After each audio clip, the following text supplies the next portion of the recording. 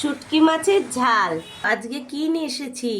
শুটকি মাছ। আজ বানাবো শুটকি মাছের ঝাল। তাই তো ভালো করে কেটে ধুয়ে রেখে দিয়েছি। চলো শুটকি মাছের ঝাল বানাতে কি কি প্রয়োজন দেখে নিই।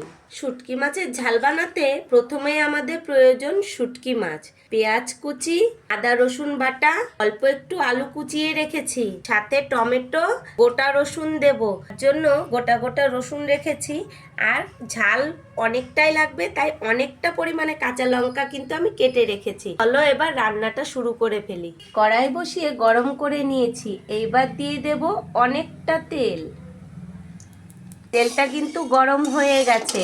এবার আমি এই তেলের মধ্যে দিয়ে দেব এই যে শুটকি মাছগুলো রেখেছিলাম, এই শুটকি মাছগুলো ধুয়ে কেটে ভালো করে বেছে নিয়েছি। এবার ভালো করে এই তেলের মধ্যে দিয়ে ভেজে নেব। এবার এই মাছের মধ্যে সামান্য একটু নুন, একটু হলুদ দিয়ে দেব। ভালো করে মাছগুলো ভেজে নেব। আমার কিন্তু মাছ ভাজা হয়ে গেছে। এবার মাছগুলোকে আমি তুলে নেব। ওই মাছ ভাজার তেলে এবার আমি ফোড়ন দেব। শুকনো লঙ্কা, জিরে।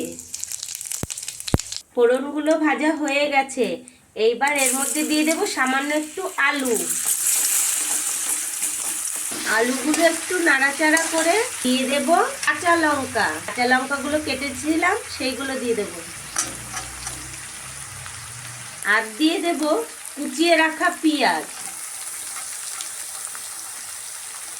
সাথে দেব গোটা রসুন। এবার ভালো করে সব ভেজে নেব। একটুখানি নাড়াচাড়া করে দিয়ে দেব সামান্য লবণ, আর দেব একটুখানি হলুদ। এবার ভালো করে সব মিশিয়ে নেব।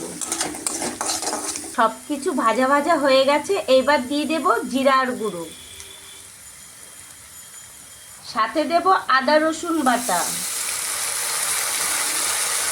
আর দেব টমেটো কুচি।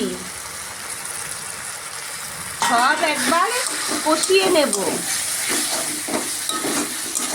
মশলা কষানো হয়ে এসেছে। এইবার দিয়ে দেব হলুদ গুঁড়ো,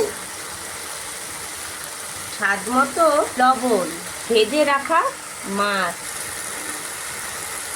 এবার সব কিছু ভালো করে কষিয়ে নেব। মশলা কষানো হয়ে গেছে। কি সুন্দর তেল উঠে এসছে। আর একটুখানি নাড়াচাড়া করে এবার আমি জল দিয়ে দেব। বেশি জল দেব না, অল্প জল দেব। এবার নাড়াচাড়া করে ঢেকে রাখবো কিছুক্ষণের জন্য।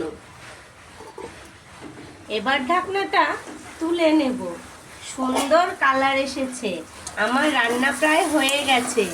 এবার গরম মশলা দিয়ে নামিয়ে নেব।